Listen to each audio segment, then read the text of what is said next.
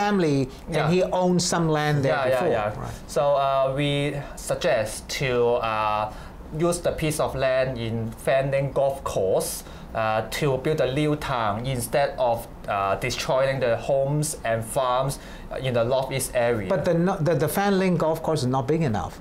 And if you start doing that now, it's going to take a lot more time. Oh, no. Yeah, people lining up to live in public housing. It's quite big, actually. It's 100. But it's going to take a lot longer. Whereas northeast land is already more or less ready for use. If according to the government proposal, it take more time because it may face the judicial review, long time planning process, because it involves so many stakeholders. But for our proposal, you mean the golf club? Oh yeah, only the stakeholder is the golf course holder, who rent the golf course. You know, the one who owns the golf course is the government. With 12-month notice, I know the government can get the land. It's a ridiculous situation where the golf club pays $1 a year. Yeah, $1 a year. $1 a year for some of Hong Kong's richest people to play golf. And as an environmental group leader, I always mention golf course does not have high ecological value because you need to put up much pesticide to put to make the green grass. And the grass cannot go tall. Okay. So that's why I suggest a better alternative to use the golf course. And I don't mean to use all the 3 courses. You know, there are use 2 and leave 1. Yeah. Use 2 and leave 1. All right, let me just go to Dominic Lee. Now, Dominic, your Liberal Party and also Association of Young Commentators, I'll ask you first, as a Liberal Party member, now you're supposed to be pro-establishment. That's correct. Your party. But I know that your party has asked that Paul Chan Mao-bo, step down. Now, I want to ask you this, Dominic Lee. He owned land, as Roy Tam has pointed out, in the New Territories Northeast, where it's going to be developed. He bought the land in 1994. At that time, he didn't know it was going to be developed. He didn't even know it was going to be the development secretary. When he took over as development secretary a month or so later, he sold it.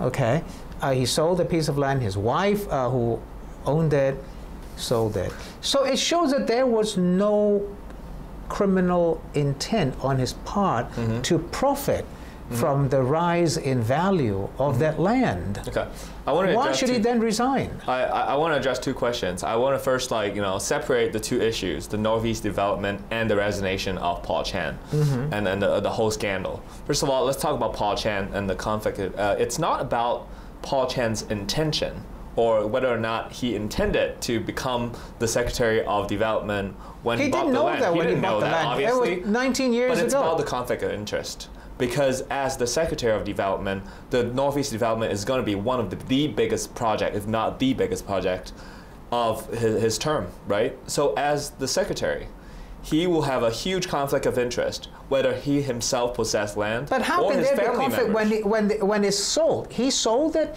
It belonged to his family members. Right, but to his wife's brother. Yeah. That's pretty much removed from him and his wife.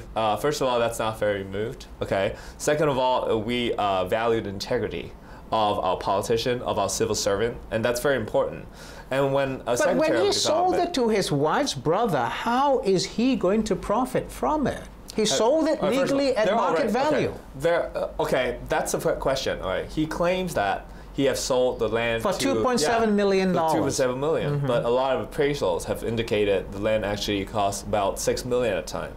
So not according to what I've read, some of the market analysis that was a fair value. Well, according to other analysis, they're a fair, they're saying $6 million.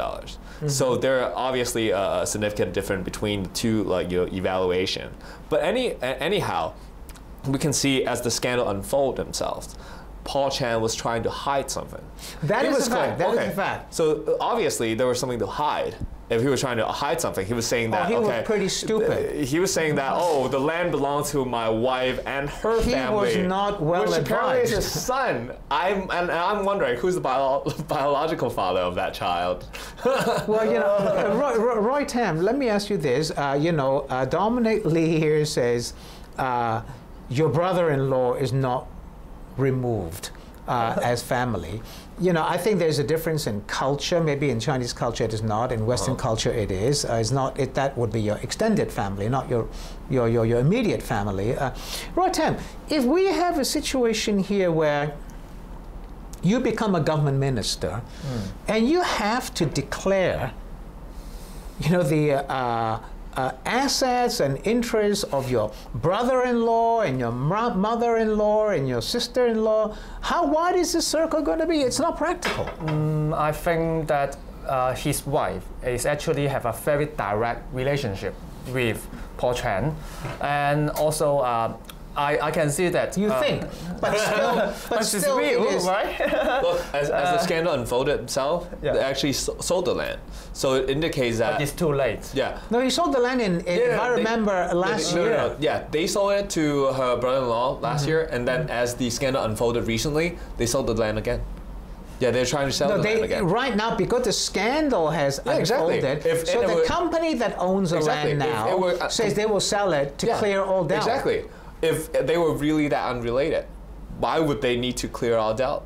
No, there were no doubt to start off with. And the company says we'll sell it now to clear all doubt. Yeah, why is that necessary? Because of public pressure saying that there is a conflict of interest. If I were completely unrelated to Paul Chan, he sold a piece of land to me. Okay, let me ask you this. You're a member of the Liberal Party and somebody, you're a rising politician.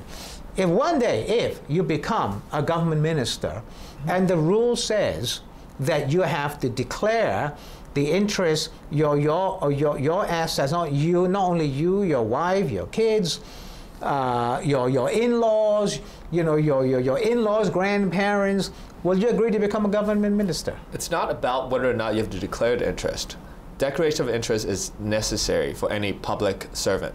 But the thing is, wide should this circle be? But the thing is, in this scandal, it is clearly illustrated that Paul Chan still have direct influence over the usage and the ownership of that piece of land. That is the crucial part. It's not about who's holding it, but how much influence Paul Chan has over ownership. How much influence? This is guesswork. You don't know how much influence. Actually, besides the direct interest between his wife and Paul Chan, I need to make a big picture here. You can see that now this time is Paul Chan, but actually this whole project is related to the interests of all developers that own the farmlands in that area. Right, I mean Henderson land and so on, they bought a lot of land.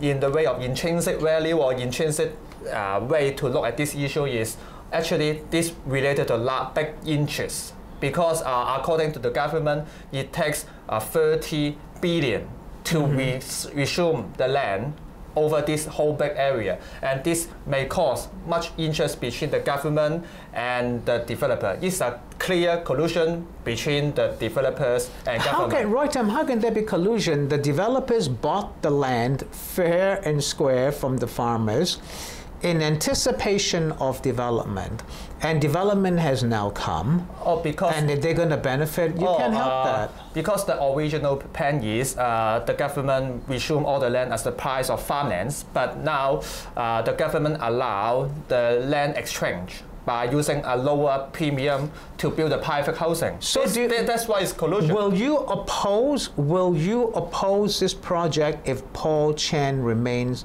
further oppose this project if Paul Chan remains Secretary for Development? Well, it's not whether the Secretary is Paul Chan or not. It's the problem of this whole project.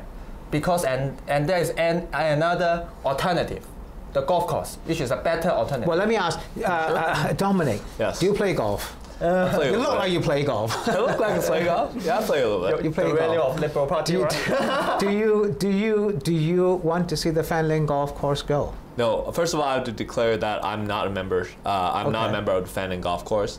I used to train fairly frequently for golf as I was a kid in Khao Shai Chao, which is a public course. Okay.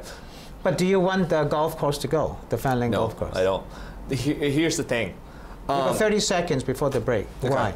When you look at a piece of land, you don't look at town planning. You don't look at like the purpose of one piece of land and say, oh hey, we have this need and let's fulfill it. Okay, we look at the whole Hong Kong on a more like holistic point of view.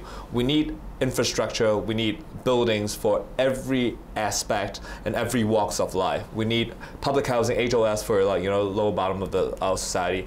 We also need like marina clubs. We need golf clubs. But they're all for rich guys, marina clubs and exactly. golf clubs. Well, that's exactly what I'm saying. We need different things for different people. All right, let me stop you right there. Sure. We're back soon, don't go away.